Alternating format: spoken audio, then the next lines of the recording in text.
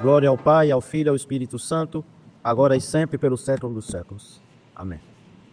Meus queridos, hoje se dá continuidade à comemoração dos antepassados de nosso Senhor Deus Salvador Jesus Cristo. Quando a gente lê o Evangelho, essa leitura de genealogia, Abraão gerou Isaque, gerou Jacó, ela parece enfadonha. Normalmente as pessoas pulam. Mas é claro que isso não está por acaso. É claro que isto tem um significado muito grande. Primeiro, como pode ter antepassado aquele que é desde a eternidade? Quem é o seu antepassado? O que quer dizer então esse antepassado? Da parte humana, naturalmente, que vai se cumprir o que Deus prometeu a Eva, que da sua semente, da sua carne, viria aquele que venceria a serpente. E aqui estão elencados, não todos, mas misticamente, os justos antepassados de Cristo. Ele começa com Abraão. Abraão vai até Davi. 14 gerações, ele diz. De Davi até o exílio, 14 gerações. E do exílio até Jesus Cristo, 14 gerações. 3 gerações de 14. Isto é maravilhoso. Porque estas 3 gerações, elas apontam para a presença da Santíssima Trindade na nossa história, na nossa economia. São as 3 gerações. O Pai, o Filho e o Espírito Santo atuando em cada uma delas. E as pessoas costumam dizer primeira, segunda, terceira pessoa da Santíssima Trindade. Ora, não existe primeira pessoa, segunda, terceira pessoa da Santíssima Trindade. Assim como o Pai, como o Filho não procede do Pai e do Filho, porque os 3 são iguais. O Filho o Espírito Santo é enviado pelo Pai e pelo Filho na história. Então, quando se fala em primeira, segunda, terceira pessoa da Trindade, não é de hierarquia, no sentido vertical, é no sentido da história. Então, Cristo alcança essa plenitude dos tempos. E por que 14? 2 vezes 7. O que é o número 7? A perfeição. E por que 2 números da perfeição? As 2 naturezas de Cristo. Verdadeiro Deus, verdadeiro homem. Não era Deus dentro de uma pessoa. É a pessoa divina que assume uma natureza, que se junta à sua natureza divina. Então ele é verdadeiro homem e verdadeiro Deus, perfeitamente. E por isso nós cantamos a liturgia. Ó Filho unigênito e Verbo de Deus, que sendo imortal para a nossa salvação, sem deixares de ser Deus, te fizeste homem. Ele não deixa de ser Deus. E quando as pessoas perguntam, bom, Jesus Cristo foi para o paraíso ou foi para o inferno? Porque ele disse para o ladrão, hoje estarás comigo no paraíso. E depois, se diz, São Pedro diz que ele desceu até o Hades. Enfim, ele estava no paraíso ou no Hades? Ele estava nos 2 lugares. Como é que pode? Ah, porque ele é Deus.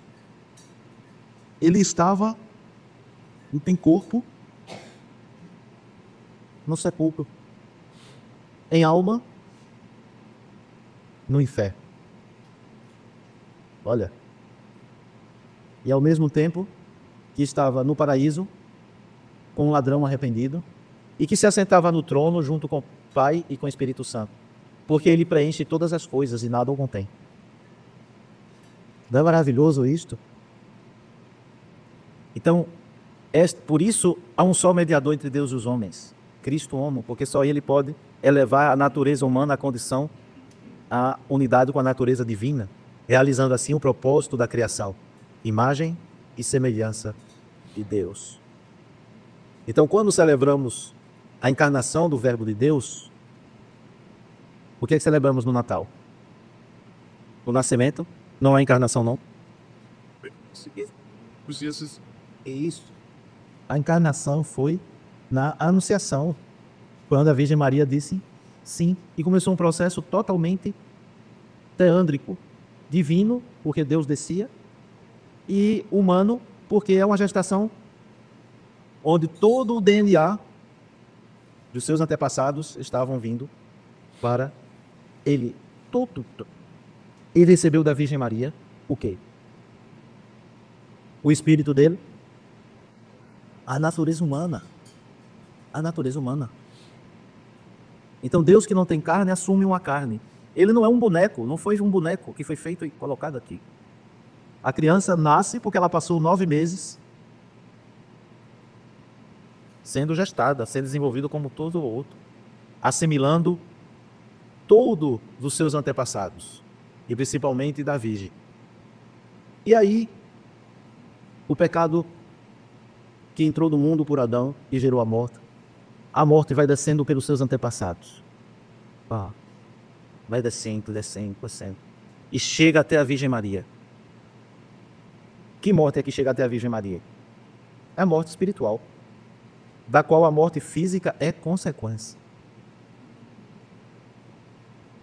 Por isso que Eva se enganou. Quando ela comeu o fruto, não morreu. Eu não morri, estou aqui vivinha. Este é o engano do pecado. Muita gente vive no pecado. E tudo vai bem. E ela tem 2 pensamentos tolos. O primeiro é de que não há Deus, porque ela está fazendo as coisas e não está acontecendo nada. E o segundo pensamento tolo de que Deus não está se importando, Deus é indiferente. E a gente vê o profeta falando para Israel, depois de um longo silêncio divino, em que a nação israelita estava solta, mas a gente diz na buraqueira do pecado. Então Deus fala pelo profeta: porque eu me calei, vocês pensaram que eu fosse igual a vocês. Eu fosse tipo, mas não é. Agora chegou a hora do juízo. Eis que a vossa casa ficará deserta. E aí começa todas aquelas sentenças horríveis que se concretizaram na história. E é como nós temos no mundo hoje: a maldade campeã, a injustiça, e os atores da perversidade achando que estão tranquilos, que nada vai acontecer. As pessoas fazem uns projetos. Eita, vem uma pandemia e atrás que prejudica os projetos. Não é isso que acontece? Nos livramos da pandemia, aí vem uma guerra. E vem outra guerra. E fome. E vem pestes. E vem terremotos. São sinais divinos dizendo: não está bem. E o tolo não escuta. O tolo não persegue. Como não percebeu Noé construindo uma arca durante 120 anos.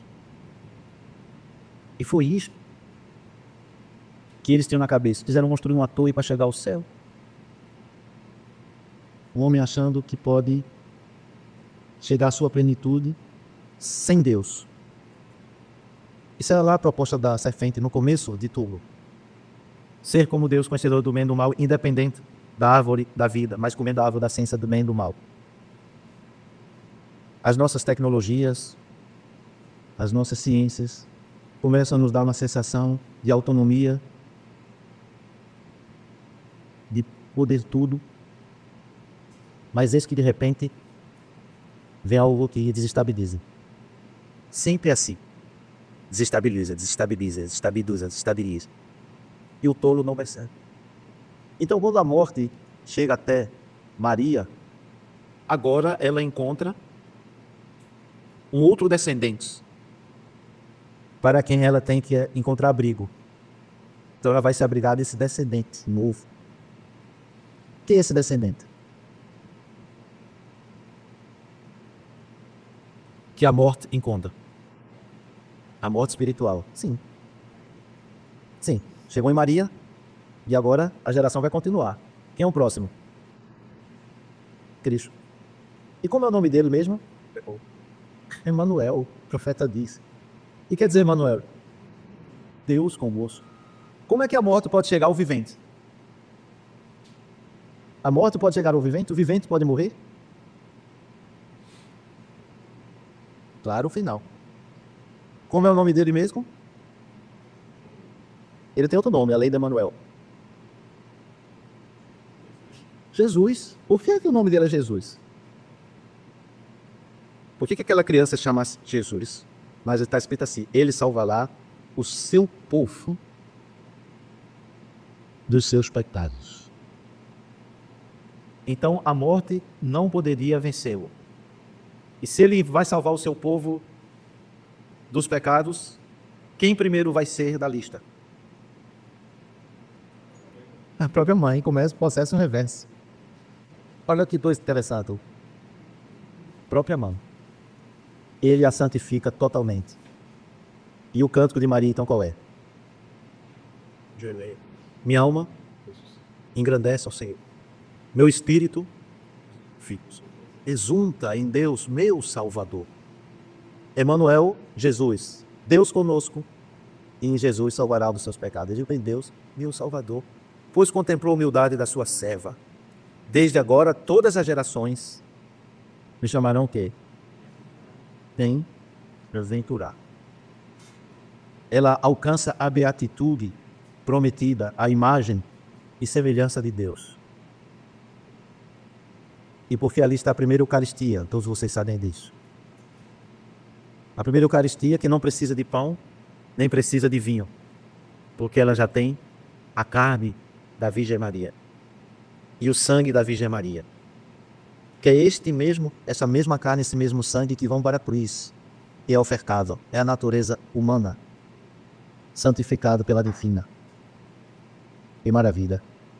Como é bonito isso. Então, por isso, agora nós somos os descendentes.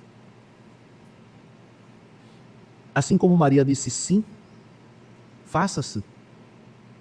Ao pé da cruz estava quem? Quem estava ao pé da cruz? João e Maria, os dois. A primeira disse sim. E o apóstolo resista. Mas a todos quantos o receberam, deu-lhes o poder de serem gerados filhos de Deus. O mesmo sim de Maria. Então, a Virgem é o modelo da fé também. O modelo dos que creem. Ou a modelo. É o grande ícone da elevação da raça humana. Adão não teve mãe. Adão não teve mãe e Cristo não teve pai. Então, os dois gêneros foram contemplados. Adão copulou Adão e Eva continua Eva. Não tem por que ter guerra de gêneros, porque Deus os abençoou e disse: formam uma só carne. Uma só carne. Um reflexo da Santíssima Trindade. Uma unipluralidade. Uma carne, duas pessoas. E um espírito. Isso se dá ao matrimônio. No Gênesis está escrito: e os fez macho e filho. E disse: crescei, multiplicai-vos. E serão os dois uma só carne. E a humanidade uma grande família. Porque Adão não é só um indivíduo, Adão também é uma raça que apresenta a pluriunidade.